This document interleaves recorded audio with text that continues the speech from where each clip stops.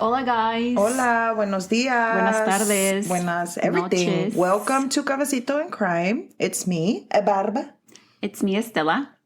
And we are going to be speaking about what today? Yes. I'm pretty sure you have heard about this. The weepy-voiced killer. The weepy-voiced killer. I'm sure you have. Weepy-voiced killer. No? Maybe not. Okay. I don't know. Well, if you have, you're going to hear about it today. De todos modos. Todos modos. This one, it's a crazy one because usually in all the cases, cuando alguien mata a alguien o partakes in some criminal activity. O vergadas. Sí, mamadas. Yeah. You never hear of like the person that commits these activities, illegal activities, call the police. Oh, you know? They call them police on themselves. Or people that suffer from these crimes. They call it popo. Okay. Pero the man in this case calls the police. Okay, well, there we go. This is what we're going to be listening to about today. Let's get started. So for today's case, we're going to the state of Minnesota. Minnesota? Yeah. ¿Qué hay en la Minnesota? And in Minnesota's random weird fact, como le quieras decir, whatever. Algo raro. Is that before 2015, as in like 7 years ago, yeah, it was illegal for nursing homes and senior citizen centers to host bingo nights more than 2 times a week. No mames. They couldn't play bingo. Pobrecitos. It was illegal, bitch. Bitch, like you were going to go to hell. Like, to hell. Wow. Wow, that's a little much if you're going to hell. I'm sorry about that, guys. I'm still kind of trying to wake up here. It really is. It was never clear as to why this was. That is the stupidest thing I've ever heard in my whole fucking life. Yeah, I mean, it's not anymore, but nadie pudo decir why. Like, why was this fucking illegal? Since like I think it said since like the 60s or like the 80s up until 2015. Bro, imagine like people telling your mom that it's illegal for her to play loteria.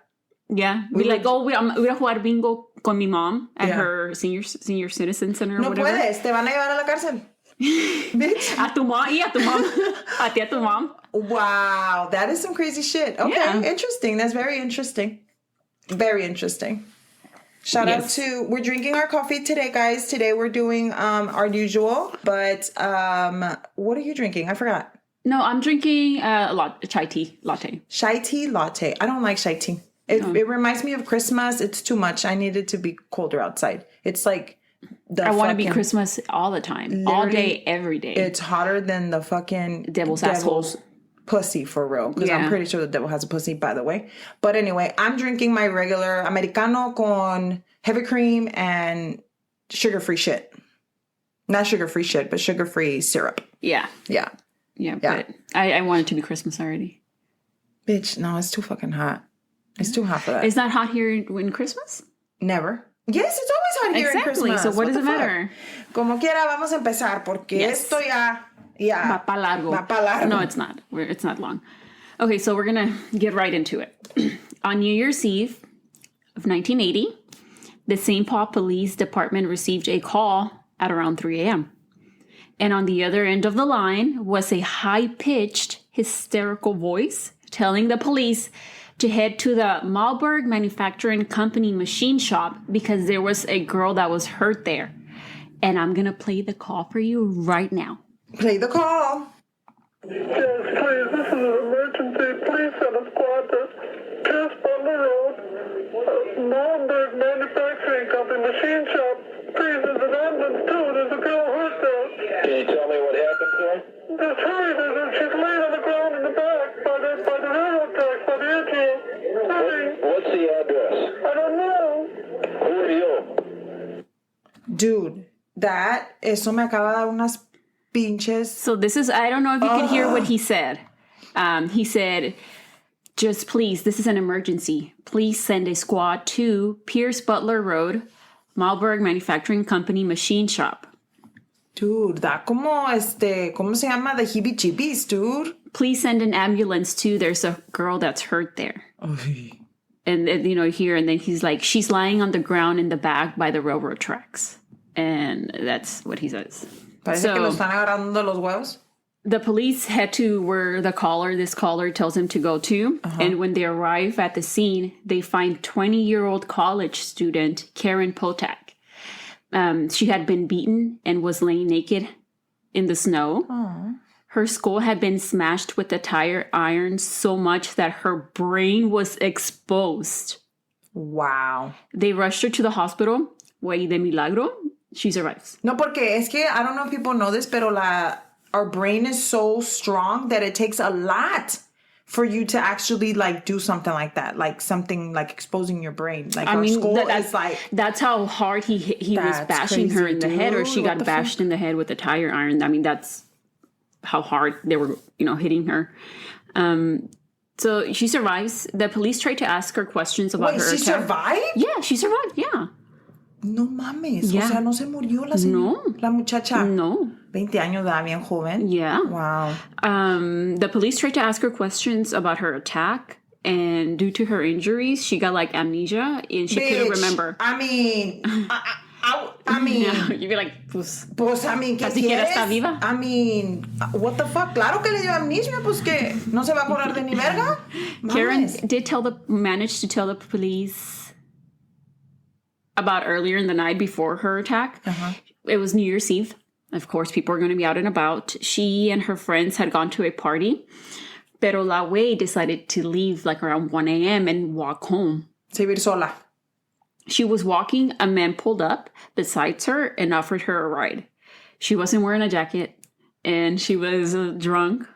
So she said yes. Te da calor. Te da calor. Yeah, te da calor. So yes, she said yes. Y se la llevó y pues le hizo lo que le hizo. So Guys, don't not only did she not get beat, pero la dejaron out in the... Minnesota's fucking cold. So New Year's Eve, January, it was below freezing temperature. No mames. So not only did she survive the beating, but she also survived... Probably catching hypothermia or some shit. ¿Sabes qué? Esta señora, this girl, like this muchacha is a She's fucking... a chingona. No, she's a bad bitch. Like chingona, like big time. And that's the thing. So if she left like around 1 and this hoe bag called like around 3, ¿cuánto tiempo no la dejaron ahí tirada? Wow, that's crazy. Right? Yeah. So since Karen couldn't remember anything from her attack, the police weren't able to get the name of the person that called and alerting them to the scene. That sounded like le estaban agarrando los huevos and shit. Mm-hmm. The case goes cold. That's so fucked up. Yeah. Well, I mean, honestly, it wasn't a murder because she didn't die. Attempted murder. Because I'm pretty sure the guy thought she died. Pues sí. ¿Verdad? Yeah, you're right. And that sucks. Because it was 19, that's what I'm saying. That it was 1980, like he called it in, but they weren't, There was no like way to track the phones and that. Yeah. Now we have all this like fancy and then it shit. depends where he was calling from, Mm-hmm. So now we're gonna jump 6 months to June. So on June 3rd of 1981, that's where we're jumping to. Freshly high school graduate, 18-year-old Kimberly Compton. Kimberly! My little sister's name is Kim. I love you, sister. Hi, Kim. Hi, Kim. She's been listening to us, and then she's also been trying Starbucks coffee. So whatever we tell her that she's trying. She told me, I remember, and Stella said something about some nitro. I'm like, I don't know. I don't like that shit. And I was just joking with her, but I love you, Kim. Mm-hmm. So Kimberly Compton packed her bags and took a bus from her small hometown of Pepin, Wisconsin. Pepin, Wisconsin to St. Paul, Minnesota to start a new life. Apparently, Pepin was so small that this was like a real common thing for people that graduated high school to do. Oh, okay. So se iban para allá like to kind of find a job. Yeah, like a big city. Okay. And whenever I hear about people leaving like a small town, I was like, for the big city, I'm like, well, how small are we talking about? Like population-wise. Yeah. Pepin had a population of 800 people in 1980. Wow. So yeah, pretty that fucking was small. Yeah. Casi no había nadie, güey. No mames. No había nadie. So after arriving in St. Paul, Kimberly rented a locker at the bus station where she arrived to, left her luggage, y se fue a encontrar algo que comer. And she walked into Mickey's Diner. Oh, I was going to say she went to Mickey D's. And as she was eating, a man sits down at her table. Okay. And starts making conversation. Kimberly tells him, that she's just arrived at St. Paul. She's new to the city. And this man offered her to show her around. Kimberly says yes, and they leave together. So, okay, I think that we need to learn from these two cases right now. Don't be saying yes to no. No te vayas con nadie. Don't go with nobody. Don't get rides. I mean, I think we know that now in 2020. I feel like a lot of people know. Be like, when somebody knocks at your door, who opens their door? I'm like, who's knocking at my door? I'm going to be on the ring real quick. Who the fuck are you? Like, nobody told me they were coming. Okay. But in 1981? Pues sí, güey, pero como quiera, just in case hay alguien que... Please don't take rides. I don't think we've heard hitchhikers and shit. Exactly. You know, hitchhikers used to be like a motherfucking thing back in that... How? It was like... I remember when I used to... Like now, off topic real quick. Like, I used to drive to Dallas when I first moved here. And so there was like a sign by the fucking prison in Huntsville saying, do not pick up hitchhikers. Hell no. Who the fuck would even do... Like, who would think, let me pick up this motherfucker on the street with this fucking... Right in front of the jail fucking prison. And with this white little jumpsuit and shit. No, don't pick up people. Don't. When we were last year, me and my friends... Which is also sad, though, because then you think about it like, fuck, what if somebody's out there, like if I was stranded and I needed help, like nobody's gonna help me. But you're not asking for a ride. You're gonna be like, hey, my car's right here. It's not fucking working. A ver, ¿y quién me va a ayudar, güey? Would you help me? No, bitch, I have AAA. Exactly. That's what I'm saying. No, like, now, yeah, I'm talking about now. But I'm talking about like back in the day. Yeah. Last year, me and Maribel, we were in Canada. So we went hiking. Hi. We were hiking or whatever, so we had to drive like 2 hours away from Vancouver, and we were going up this hill. And I remember I was talking to you on the phone, and I lost connection and blah, blah, blah, because we were going so high up. Tell me why, like, up in the mountain, donde casi no había gente, había un hitchhiker. He was like, can I get a ride? He was holding a sign and everything. Fuck you. You know, me and Maribel were driving in Big Bertha, so we had... Big Bertha? No. We had the... No, I'm sorry. No hay space. No hay space. They're like, yeah, really? No, okay, so when we got to Vancouver, it was like a special for the car rental, and we didn't know what kind of car it was until we got there. It was a minivan. The motherfuckers were in a minivan. They said, we don't have space. No hay donde se suba, No, but that's scary. Like, dude, that's fucking crazy. It was y era un señor. That's what I'm saying. Like, let's not go with people. Let's not, like, oh, do you want me to show you around? No. And I know, because people are trash. Mm-hmm. I know, son pinche basura la verga.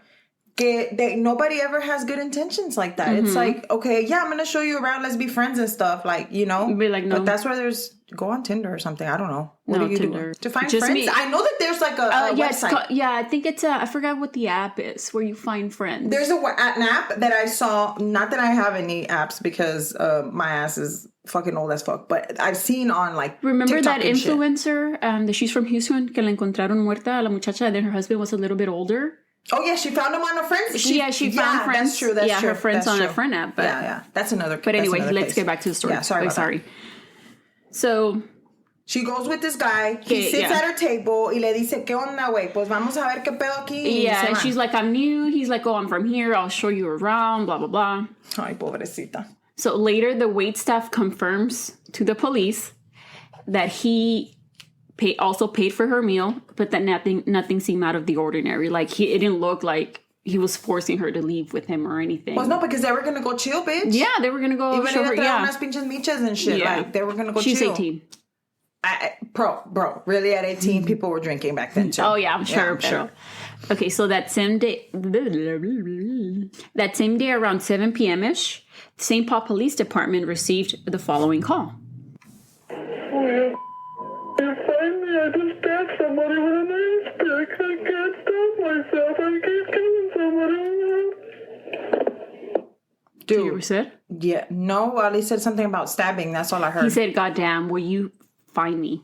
I just stabbed somebody with an ice pick. I can't stop myself. I keep killing somebody."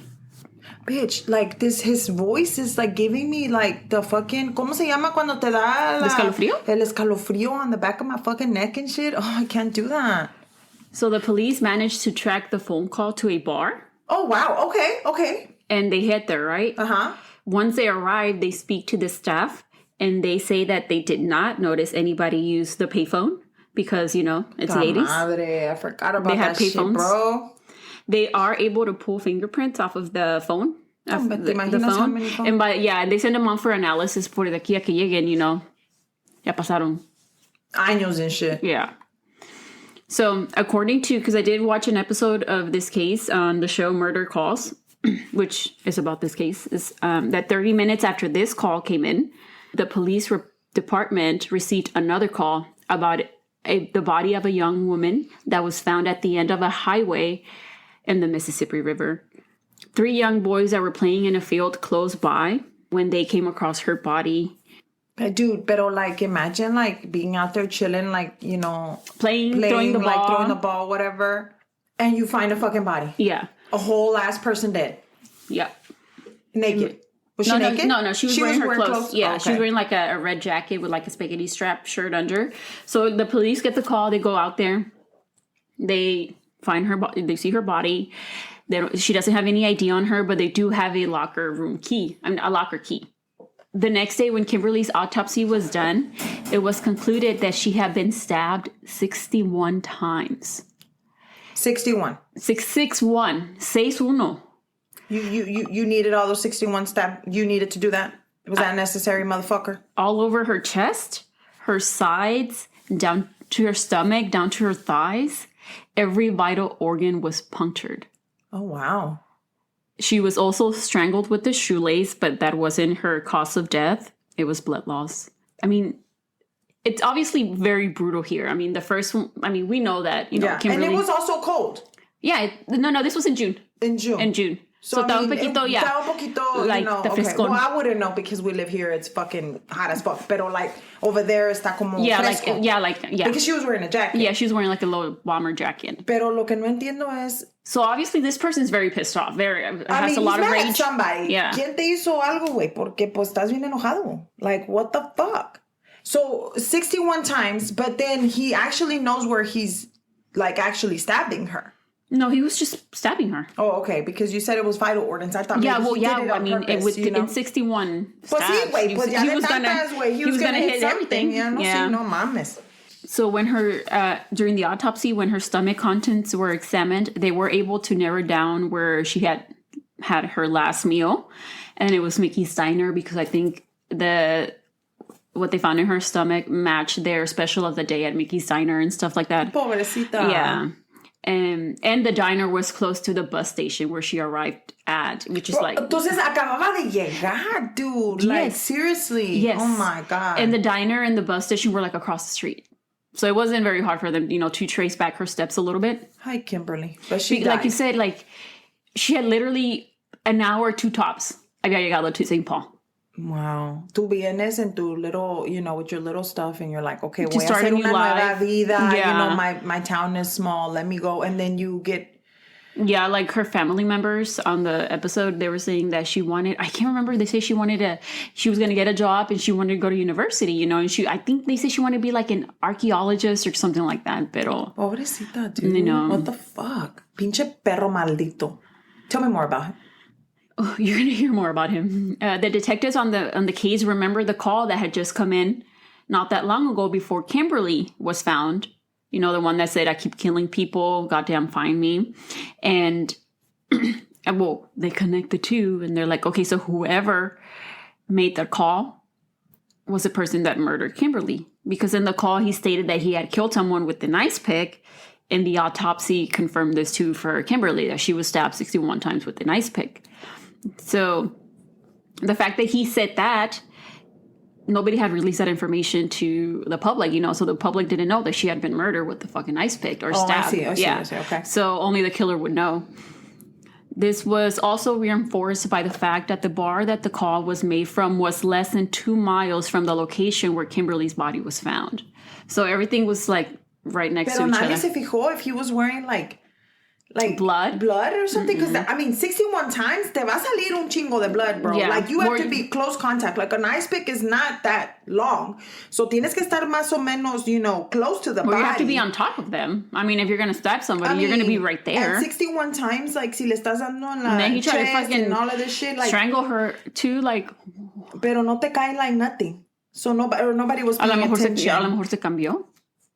But I mean, if the phone call was done and then they found her, yeah, you're right. Maybe she had been out there for a little bit. Yeah, but how long ago after he did it? Yeah, that's what I'm saying. Maybe she was, tiene razón. Okay. Yeah. They, like I said, they managed to track the locker key back to the station where Kimberly had left her things before she went to look for something to eat. When they search the locker, they find her ID, and they themselves are able to finally identify her as Kimberly Compton. They didn't find anything suspicious in her belongings, just regular traveling, moving thingies. The police even spoke to the bus driver. Yeah. And he said that he didn't see anything weird or sus. They were like, well, maybe this person was with her on the bus when she came from out of town, and they followed her or something, Okay. But they're like, the bus driver was like, no, well, I didn't see anything. Everything seemed fine, so they have no leads. So they decide to release the call that they received right before her body was found to the public. And they were hoping that somebody would recognize it, and even a specific line was created for anyone that had leads. And they were like hundreds of them came in. People trying to help. I get it. Yeah, I get it. And people, they were followed up with, but they never led anywhere. So, así quedó. Otro. Chingado, hombre. 2 days after Kimberly's body was found, so just 2 days, the police received another call. Ay, pinche marrano desgraciado. Don't talk, just listen. I'm sorry what I did to Compton. I couldn't help it. Don't know why I had to stab her. I am so upset about it. I keep getting drunk every night. I can't believe it's just like a big dream. I can't think of being locked up. If I get locked up, I'll kill myself. I'd rather kill myself than get locked up. I'll try not to kill anybody else. Then kill yourself, piece of shit. Basura. He said, don't talk, just listen. I'm sorry for what I did to Compton. He knew her name. Yeah. I couldn't help it. I don't know why I had to stab her. I am so upset about it. I keep getting drunk every day, but I can't believe I did it. It's like a big dream. I can't think of being locked up. If I get locked up, I'll kill myself. I'd rather kill myself than get locked up. I'll try not to kill anybody else. Thank you. You fucking Thank you for trying. Thank you for trying, estúpido. Crazy shit, huh? Yep. So the police also managed to track this phone call to a specific payphone. So they rush to the payphone, right? Hay nadie. Which is obviously. Obviously. We're in the 80s. By the time they go and find it and rush and shit, their rushing is like, no. So no more leads come in. And the ones that did still didn't lead anywhere. So así quedó. 2 months pass by, and the police get their first break, or so they think it's their first break, right? The St. Paul police are called to the home of a man who was holding his family hostage, which consisted of his parents and sister. His name was Alan Lopez. The police were there. The SWAT was there, hostage situation. When the police actually get him on the phone, Alan tells them that he killed Kimberly Compton. Oh, he confesses. Yeah. Okay. So they're like talking on the phone, blah, blah, blah. And, they usually try to find their way into the home before algo pase, right? So when they finally, the SWAT and the Popo make it into the home, they find his family dead. His mom is dead. His dad is dead. His sister's dead. No mames. A la sister, no manches. Yeah. And he obviously gets taken into custody as they're conducting their investigation, because they need more than just his fucking confession. They need actual proof. The police find that Alan had a history of assault and mental illness. So 6 months after this, Alan takes his own life. And after he died for about 6 months, no calls came in anymore. So they thought that, he had been telling the truth, that he had been the weepy-voiced killer and that he had killed Kimberly Compton. Until another body is found. Oh, mames. So it wasn't Alan. Now we're in 1982. Okay, so it's been 2 years. On August 6th, 1982, a paper boy, remember those? A pepper boy? A paper boy was out doing his morning route along the Mississippi River when he came across some glasses, like some seeing glasses. So he walks over to them, and when he walks over, he sees what he thinks is like a dummy or like a mannequin or whatever. So he walks closer to this dummy mannequin type thing. He's going to fuck with it, kick it or whatever. When he notices that it's an actual person. Bro, what the fuck? ¿Te imaginas that you're out there, like, once again, chilling, with your little paper, Your little paper route, doing your job and shit. Doing your little job, chileando, y luego, ¿qué? Te encuentras una pinche body. Imagínate. No, hombre, yo me cago, güey. You know when they say that it's never a mannequin or it's never a dummy, it's always a fucking body? Yeah. So, and I feel like that's true. I mean, random ass shit, why would you fucking have a mannequin in el pinche Mississippi River and shit nomás acostado? Or like in any other case, why would you find a mannequin in somewhere? Pero I mean, I guess your mind is just the first thing you want to think. You don't want to think that it's a fucking body, Yeah. No, hombre, me cago a la verga, yo. Traumatized for life. Shit, fuck that. I'm going to be seeing that body all day. All night? All night in my head. And for the rest of I it? can smell it. No. It was an actual person, a woman. He calls the Minneapolis police, and they arrive at the scene. And when they get there, they're looking around and stuff, and they notice drag marks. Like, she was dragged to where she was found. It was kind of like an act, like under bushes and stuff. And it looked like she had been beaten. And her body was full of puncture wounds. También, but they could tell that they weren't done with the knife, because you'd be fucking. They could tell that it was done by something round, like a screwdriver or an ice pick. Mm-hmm. Her autopsy later revealed that she had been stabbed 106 times. Damn, she did overkill much, bitch. Yeah, it's like he almost doubled 61. Almost. Damn. She didn't have an ID on her or anything like that, so they weren't able to identify her right away. But they got to work, doing their investigation. And a couple of days passed by when they get another ring, motherfucking phone call. Let's play it. Emergency. Please don't talk to listen. I'm sorry I killed that girl. I stabbed her 40 times. Kimberly Compton was the first one. Oh my God. I don't know what's the matter with me. I'm sick. I'm going to kill myself. I'm sick. Where are you? If somebody dies with a root shit on it's me. I killed both people.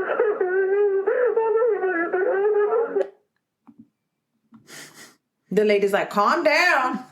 He says, I know it's a little bit hard to understand. Pues está llorando el compa, ¿pa' qué chingo llora? Aguante, cabrón. What the fuck? Please don't talk, just listen. I'm sorry I killed that girl. I stabbed her 40 times. Kimberly Compton was the first over in St. Paul. I don't know what's the matter with me. I'm sick. I'm going to kill myself. I think I'm just going to. If somebody dies with the red shirt on, it's on me. I've killed more people. I'll never make it to heaven. No, motherfucker. You need to die. So he calls. Now, since they received the call, the Minneapolis police now contacts the St. Paul police. And it's now clear to them that Alan Lopez was not the weepy-voiced killer. A couple of days later, they are able to identify the woman after a postal worker found a purse in a mailbox. The woman was identified as 40-year-old Barbara Simons. No tenía que ser la Barb. La Barb. She was a nurse. She was a nurse, not the Barb with the nursing. Yeah, she was a nurse. Yeah. The mailbox where her purse was found was near a Greyhound bus station, which ended up being the same bus station that Kimberly Compton had arrived at. Okay. Now we're getting something. We're connecting some dots. We're connecting the dots. Okay. So they find out that, her name is Barbara Simons. Mm-hmm. They contact people that she knew, and they're able to piece together where she was the night before she was murdered. I can't deal with this. Not the Queen Bee. Tell me it was not the Queen Bee, man. On August 5th, Miss Barbara Simons had gone out to a neighborhood bar. Around her neighborhood, people knew who she was. She went there all the time. Because she's cute or whatever. Staff at the bar told police that Barbara was with a white male who looked to be in his early 40s and was about 6 feet tall with dark hair. A waitress also said that Barbara le dijo, and I quote, "I hope this guy's okay because I just need a ride home," end quote. So, the police, So basically, La Barb se fue con él. Yeah. This is what we're thinking. But this is the first time that we actually have a description. Like, we had not had a description of anybody before. Yeah. So, okay. The police, bring out some, mugshots of, violent offenders in the area. And they show them to the staff. And they singled out a man from a photo lineup. That man's name was Paul-Michael Stephani. Not Stefan. Stephani with the PH, not with an F, so no relation to Gwen Stefani.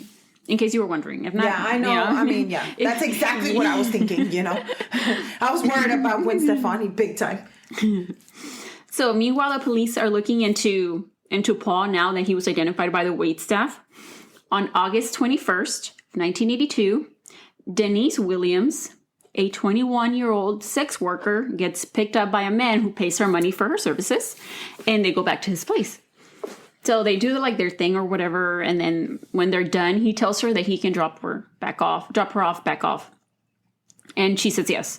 So they're driving, driving down the highway, the street or whatever, cuando este señor, he turns into a motherfucking dead-end street. And Denise is like, bro, what the fuck are you doing, Like, she thinks that something's sus. And even more so when the man just pulls over. And Denise doesn't even get a chance to ask this man what the fuck he was doing before he just fucking lunges at her and starts fucking stabbing her with the screwdriver, bitch. Wow. She tries. She's Pero fucking... pues, she had already done what he wanted. Like, déjala ir, güey. Like, what the you fuck? told her you were going to drop her. Just fucking drop her off. And just drop her off. Leave her alone. Yeah. So she's trying to fight him off, pero no puede. She's being fucking stabbed.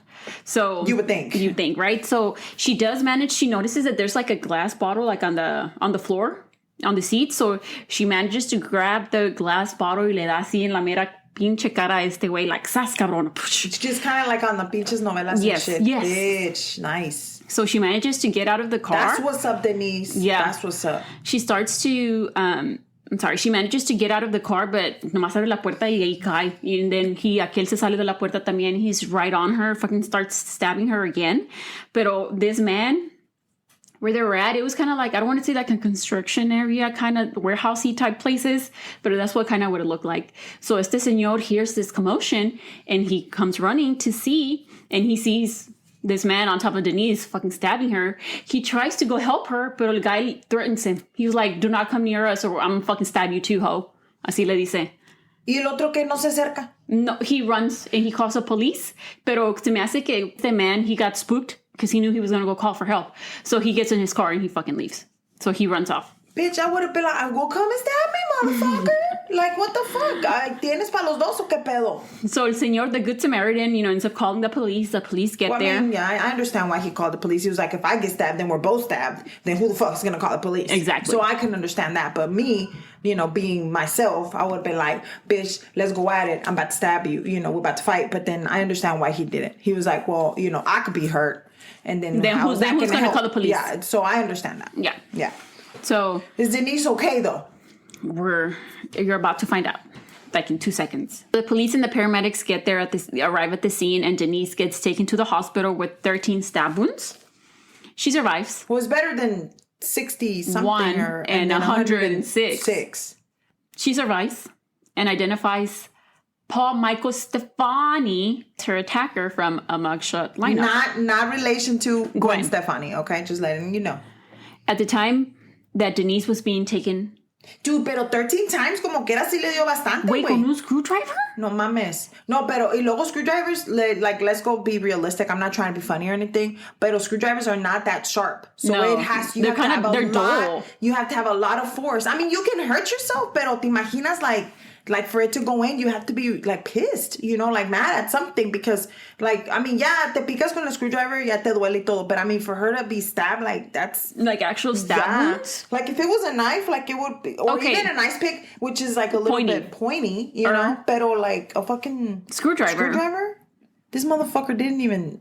I mean, get better fucking ways to kill people. I'm just saying. I mean, just don't kill nobody. He's pissed off because, when you stab somebody, you're like, I don't want to say contact to contact, but in a way, because you're right on them. It's personal, bitch. Yeah. Like you're in their face. You're not and shooting they're like them. Trying to fucking, fight you off and shit. And Denise just hit him with the fucking bottle. En la cabeza, así, en la mera frente, así, like this. Pero no se desmayó like you see it on El Pinche Chavo del Ocho and shit. I'm sure adrenaline is like pumping and stuff. Yeah, it's true. Yeah. Because in El Chavo del Ocho, when they get hit in the head, sí se desmayan. I'm just saying. At the same time that Denise was being taken to the hospital from the scene, 911 received a phone call. If he calls crying, motherfucker, I'm about to fucking go off on you right now. Received a phone call from a man telling them that he needed medical assistance because his face, head, and arms were all cut up. And that man was Paul Stephani. Not Stephani. What a dumb fucking hoe. Pinche estúpido. I mean, I'm glad he's that stupid. Well, yeah, I mean, yeah, but I'm just saying, like, you would think there would be, like, if your mind is that fucked up to do shit like this, wouldn't you be a little bit smarter? No. I mean, I'm just saying. Obviously not. Obviously not. Okay. I'm just like, okay, obviously he was in pretty bad shape. If he himself called 911 after he tried murdering someone. But then how did he get the stab? Porque pues ella lo cortó, ¿verdad? Yeah. Pero maybe she tried to hit him again or something. Yeah, maybe like cuando cayó el glass or something, it like ended up scratching like his hands or Denise, something. You're the shit, Denise. Yeah. You're the real MVP today. Yeah. Really. We're going to give her the award because you know what? Yeah, snaps for her. Snaps. Because you fucking made him. You shook him. She shook him. That's what happened. But now he needs help. Está llorando. Oh, I mean, not that he wasn't crying before, pero ahora he's like, no, I need help. You know what? Sometimes I just wish. Go ahead. Está bien pinche pendejo. Let's leave it at that. Obviously. Paul Stephani was arrested, and while he was being interrogated, he told the police that his face was cut up because he had been robbed. Oh, lo robaron. Sí. Lo robaron. But the police knew that was bullshit, you know? They knew. Oh, they knew who he was. Ya sabían. Ya sabían, porque, you know, esta Denise identified him, Bro, which matched. Can you imagine if he was, like, crying when they got there and they could hear his stupid-ass voice? Like, pinche estúpido. ¿Cómo? Like, she cut me in my face and now I don't know what to do. Fucking bitch. Wait, igualita. Igualita bitch. Igualita te viste. You know what he is? He's a fucking bitch. That's what he is. He's a little bitch. He's a little bitch. And then they're like, oh, this is the same voice that was calling the station. For all these other attacks and murders. Oh my God. Like, I'm so mad right now. I'm enraged. Okay, what I didn't mention a little bit earlier was that the police had put surveillance on Paul after he was identified as a man that Barbara left a bar with that night that she was the last time she was seen alive. You know what? She's also the Queen Bee MVP. Yeah. Because at least she was able to, people that knew her around and stuff like that. Because she wasn't a new, like the other girl, she was new to the town. The other girl, she wasn't really well known around there. But Barb, because us Barbs, like, girl, we know people. Snaps. We know people out here, you know? So she probably was like, hey, you know, we don't pay know who attention to this motherfucker, you know? Especially since she said that to the waitress. She's like, I hope this guy's okay because I just need a ride home. Like, yeah. So, yeah. But us Barbs would not leave with anybody. I'm just saying. Please don't. Now I'm going to look up a bar that left with somebody. Bitch, motherfucker. Hey, for real. Hey, don't be trash. Don't pick up people to kill them, please. So, like I said, they were surveilling him. They were actually following him the night that he picked up Denise. Pero they ended up losing him. So they weren't able to really follow him to pick up Denise. Pero esa misma noche, he was being followed. Hey, I have a question. Did you read anywhere in there, was anybody else sexually assaulted? They never said. Okay. Because was it sex driven? Because, I mean, if Denise was a sex worker, you know. But they had sex. Por eso te digo. But was it sex, like, was it something like, you know how people are like. Well, because Karen, the Potag, la primera, she was found naked. Maybe he did. Okay. Yeah, I'm just asking. No, I thought it too, but I couldn't find anything. And I tried looking at like autopsy reports and I couldn't find him. I'm just asking because, I mean. No, it's a good question. At this point, is it like. What is it? What is it? Why is he doing it? Yeah. You know? Okay, go ahead. Proceed. Yes, ma'am. He was the suspect. By that point, he was the suspect for the weepy-voiced killings. Ya te dije lo que hubieran hecho. They would have got there and heard him cry. And the detective that was interrogating him showed him pictures of all the victims, you know, that were linked to having received calls after something happened to someone.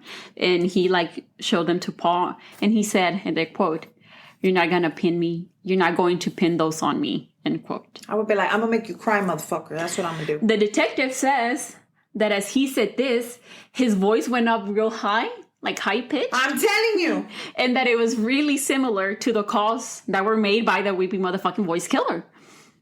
I would have been like, I'm going to bring let me see your finger. You just fold it. Préstamelo.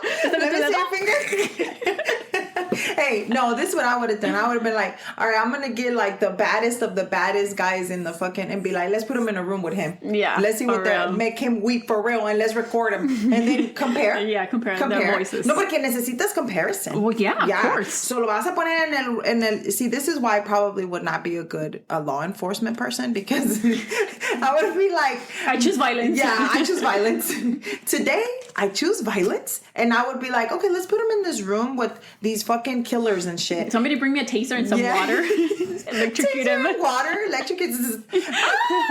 You know, like, let's make sure that this is the same guy, bitch. Because you're telling me we're not going to pin you? We're going to fucking pin you, motherfucker. Yeah, all those on you, ho. Motherfucker. Te digo no, es que no. Mamadas. Yeah, so he was then charged with the assault of Denise Williams and the murder of Barbara Simons. Okay, well, at least that's 2 murders. Okay.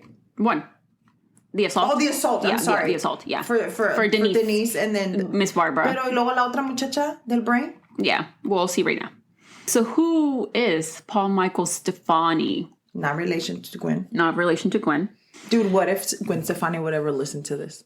Which was never going to happen. But I just thought it would not in this universe. Maybe in the multiverse. Yes. Mm-hmm. Oh, I can't wait for the multiverse. I can't wait. We're going to have a good multiverse. Paul Michael Stephani was born on September 8th, 1944 in Austin, Minnesota. He was 1 out of 10 children and grew up in a religious Catholic home that was on a 5-acre lot. His mom remarried when he was 3, and he later states that his stepfather used to hit him growing up. Now, this is alleged. It was never, like, confirmed, or I couldn't find anything where it was actually confirmed.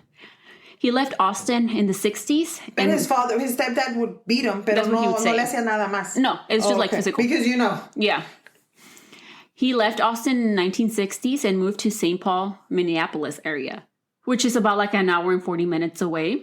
So St. Paul and Minneapolis are known as the Twin Cities because there's only like a river between them. So they're literally only minutes away from each other. I think it'd be like Austin and Houston like being right next to each other. That's how big you know. Uh-huh. And they're like big cities. They're big cities, okay. And they're so close. Yeah. So he had jobs here and there, you know, and one of them was at the Malberg Manufacturing Company, which, if you remember from earlier, is in the area that Karen Potak was found the night that her head had been bashed in with a tire iron. With no fucking brains. With her brains exposed. With no skull. Yeah. It is reported that he did get fired from that job at that place. I wonder why. He also got married and had a daughter, but they ended up getting a divorce. And he just like completely abandoned his daughter. He never saw her again, or his ex-wife, which, I mean, a blessing in disguise, I think. If she made it out alive from that marriage, you know? Because he could have hurt her too, you know? Yeah. He did have a girlfriend after his divorce or whatever, but it is said that she ended up returning to her home country, Syria, for an arranged marriage. That's another story. That's that right there is scary to me. He pleaded not guilty to the assault charge of Denise and the murder of Barbara Simons, I'm sorry. Oh, he pleaded not guilty. Yeah. He pleaded not guilty. I don't understand. Like, I really wish that I would go into somebody's mind to find out what the fuck do you think you gonna plead not guilty when you fucking clearly did this shit, motherfucker. And call the police. And call the police. And you're crying. Yeah.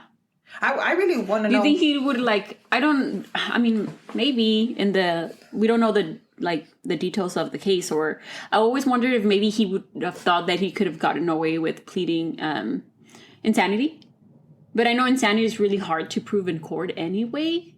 It's not easy. It's not easy. I don't know. It looks easy to me because a lot of people be pleading insanity. Estoy bien pinche vergueado y puedo look at all this medicine I take. Yeah, like, bitch, no. And the medicine is...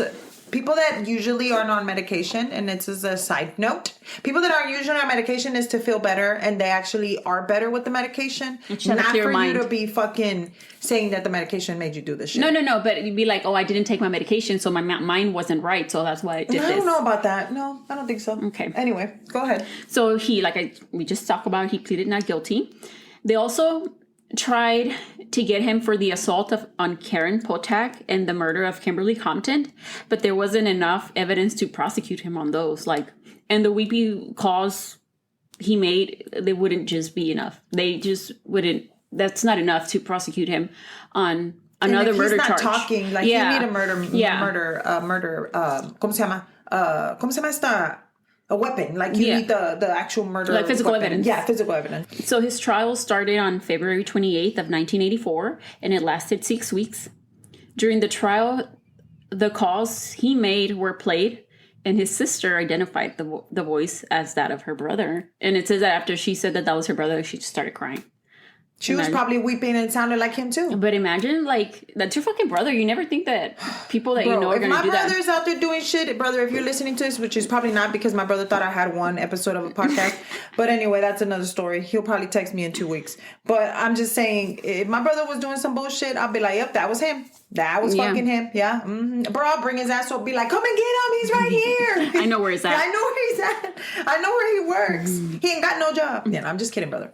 He was found guilty by the jury and was sentenced to 18 years for the assault of Denise Williams and 40 years for the murder of Barbara Simons. But I'm just not okay with that because he did other fucking murders.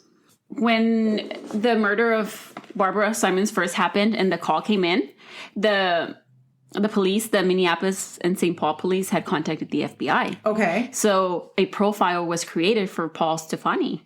According to the profile, since Paul was raised very Catholic and in that religion, if you confess to your sins, then you'd be absolved of them, you know? Yeah, because he kept talking about going to heaven and going in heaven, that he was never going to make it to heaven. Therefore, Paul was calling the police, showing remorse, and confessing to these attack murders so he could be forgiven and then just move on.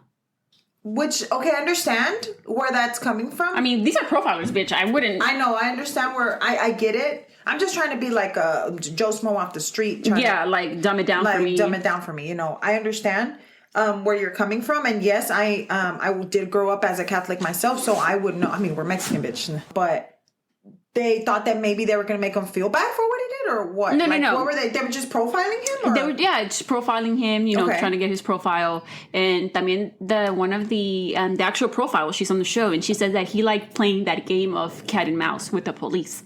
Like, yeah, look at me, I'm doing this, I did this, come and find me. But they weren't able to. Like, come and find me, and then he wouldn't say it like that in the phone calls, but that was like his thought, his process in his mind.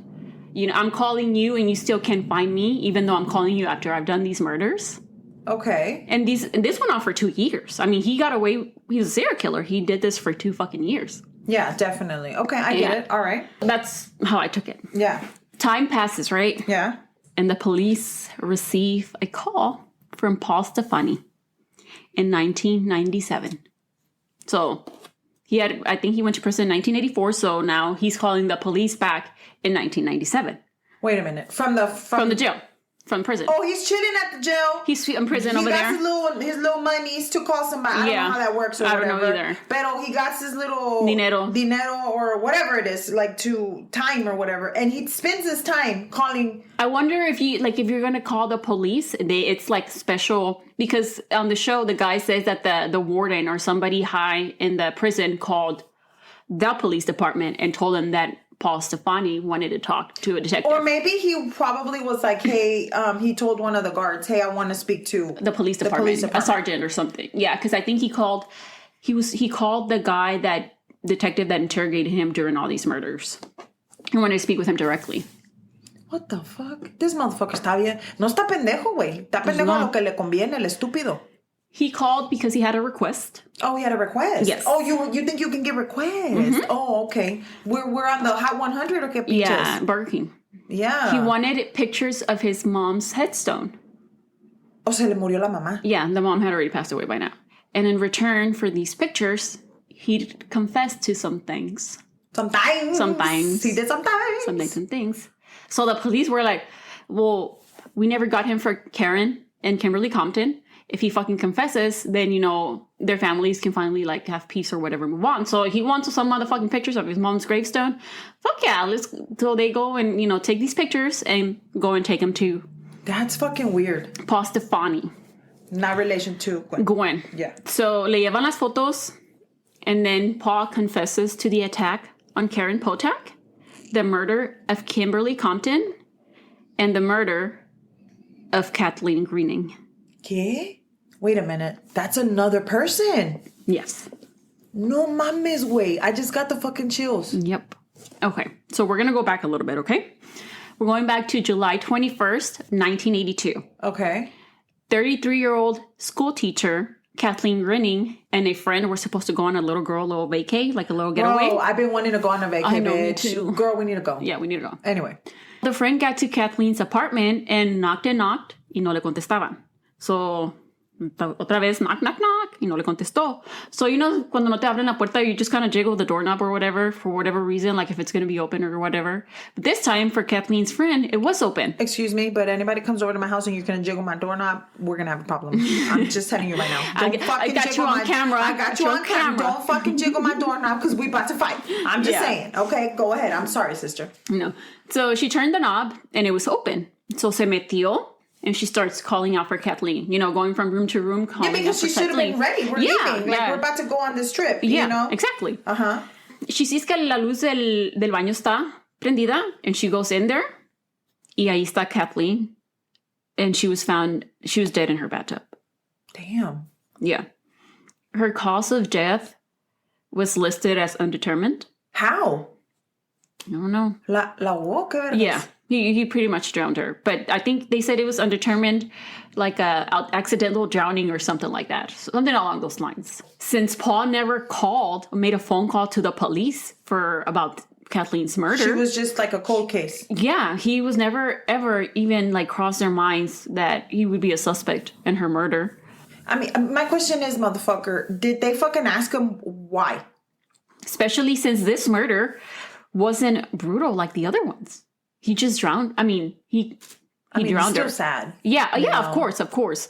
So in his confession, I named her Kathleen Grinning because that's her actual name. But in his confession to the police, he said that he didn't remember who she was. She didn't remember her name, where she lived, didn't remember her phone number, nothing. He says that he only remembered that he drowned her. These are his words. So he's telling them now that he drowned her. But he didn't name her in the confession. No, he just said, I murdered somebody. I did this to Karen. I did this to Kimberly. And I murdered somebody else. But he never named her.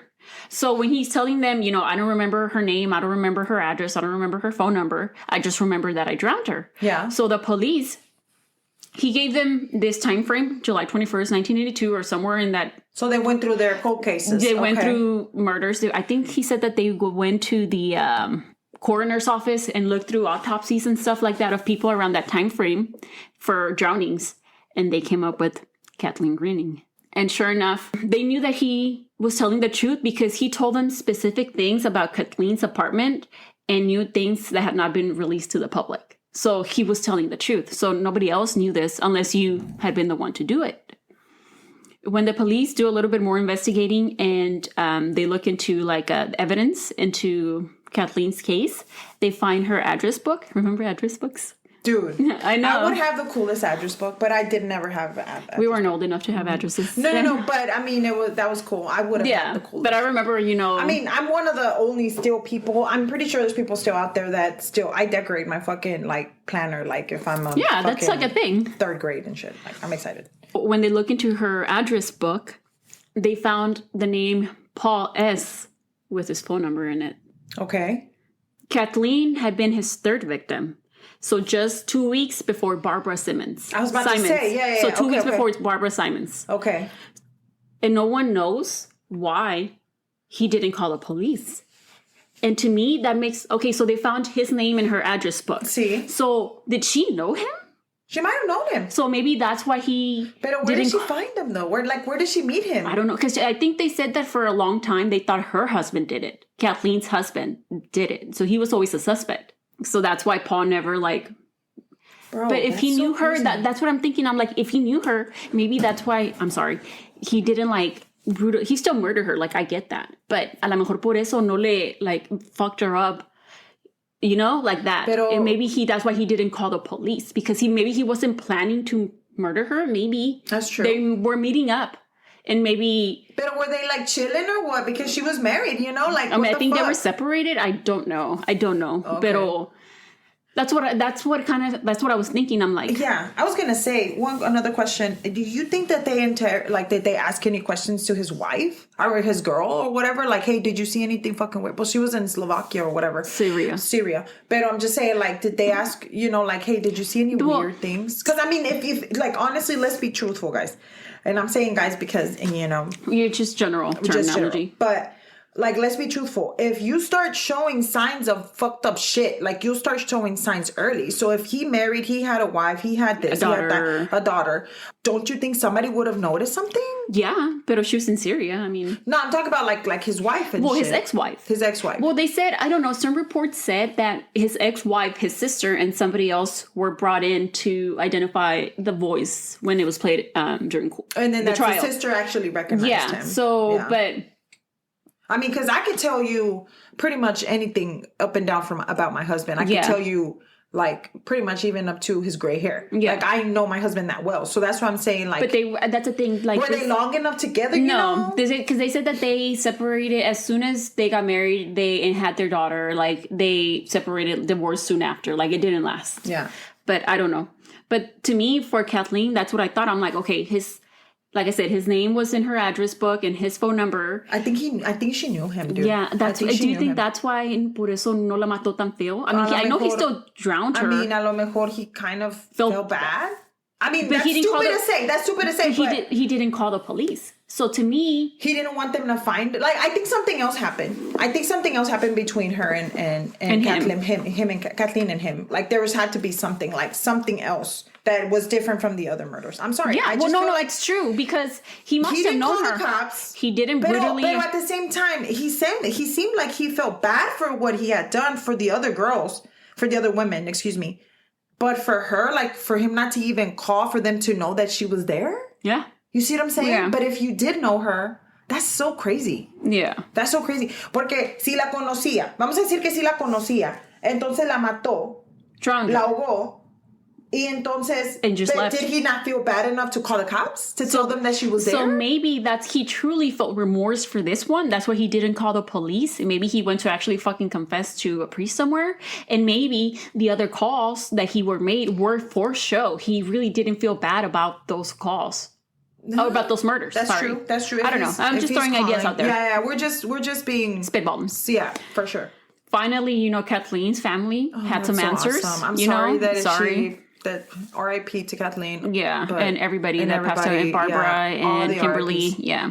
La Barbie. Thank God Denise is fine. And Karen Potek. And Karen Potek is okay. Hopefully a good thing that her brain was out because that way she can't remember. Yeah. What happened and probably whatever led up to that. She probably didn't want to remember. Can you imagine? Oh my God. Later, Paul did start giving interviews, but he never gave a motive. He never told them why. He said that at times that he would hear a voice telling him that it was time to kill. But maybe he was mentally unstable. Pero también that doesn't make you... I don't know, guys. No. If you start fucking hearing voices, motherfucker, you better go tell somebody. You need to go to the doctor. You need to take some medicine. You need to take some medication. And sadly, because I do work in the medical field, I don't know if I've mentioned this before, a lot of the times there's not a lot of help out there for people that have mental problems. And that's sad because... I'm sorry. I see it every fucking day. Like, there's people that are out there not feeling well. That's why you need to have surround yourself with a good system because support system. Honestly, there's not help out there. Yeah. And it's okay to search for help. There's not help for our vets, which is the saddest thing ever. And they have a lot of mental issues. Yeah. And there's not help for our elderly. There's not enough help for our elderly. Not only that, but there's not enough help for our mental unstable people. And sadly, that's just the way it is right now. So we as families, we have to have a good support for our mental for anybody helps. Or that can come up to you and have the courage. And I know we talked about this in our last episode with if you haven't heard it, go Chris Benoit. With Chris Benoit. We go back to the same thing, and I think we fall through every episode. It's like, please, if you care, like be a good person and ask somebody, are you okay? Because sadly, this is true. Like the system, it fails everybody. Trash. Yeah, it's trash. Yeah. Everything is trash right now. Like I said, he never gave a motive. He later died. Not later, but like in 1998, R.I.P. He died of cancer. Of course he did, because and they were saying that he started like talking about the murders and giving interviews because he was remorseful and he wanted to let the families know that he did feel bad for what he did, and he just wanted to kind of put everything out there because he was dying. Okay, Estela, pero let's be truthful. No, like, I'm not a family member que me mataron a mi hija, me mataron a mi mamá, me mataron a mi familia, a mi hermana. And all of a sudden, this motherfucker's like, I feel bad. Fuck you. Fuck you and what you feel. Like, what about me? You took a part of my heart. Like, what are you talking about? You know, and I understand, you know, people are like, out there like, I didn't give a shit. I did it because I did it, whatever. But I'd rather you be truthful. Bitch, he knew he was dying. That's why the fuck he started saying those things. Motherfucker. Yeah. So no RIP, by the way. The trash took itself out. The trash took itself out. That is true. We like that. No RIPs to him. I hope that he is turning in his grave. And I hope that all the families are now at peace, that he is no longer on this earth. For doing what he did. We have a choice. And I hope that his daughter... Oh, yeah, pobrecita. I hope that she... I mean, I know she's old now. But I do hope that doesn't follow her. Yeah. Around. I'm sure she changed her name and shit. Yeah. But imagine finding that your dad is a serial killer. Dude, bitch. Like, I'm pretty sure, like, I've seen somewhere videos or something like that where women... Actually, there was that show que salió en el Netflix de who are you? Who's my daddy or something like that, about that doctor that doctor that was inseminating all these women with themselves. Yeah. And then, like, the people that were trying to find their family, like, the ladies that were on the show, I felt so fucking bad because they're like, where did I come from? Like, they have no idea, and they actually looked. So maybe she's actually looked for her. I'm sure she knows. Yeah. I mean, if her mom did go to trial to identify him as the weepy-voiced killer, and I'm sure she knows. I hope she told her when she was older, but... And I hope that she never spoke to him. Yeah. And I hope that he's eaten by the worms. Yeah. All right, guys. Well, that's today's case. What do you guys think? Gracias. Let us know. Please comment on our page. Thank you so much for all the followers. We appreciate you guys. Yeah. I mean, we're still working out the kinks. We still have a lot to go. Oh, yeah. We're still figuring out how we do our research, how we tell stories, how our setup looks. Yeah. Pero, I mean, we're trying. So, basically, thank you so much. You can send us a message. You can also send us an email at cafecitoandcrimepod@gmail.com, or you can follow us on Instagram at cafecitoandcrimepod. That's it. All right, guys. Thank you so much. And we'll see you next time. En los vidrios. Bye.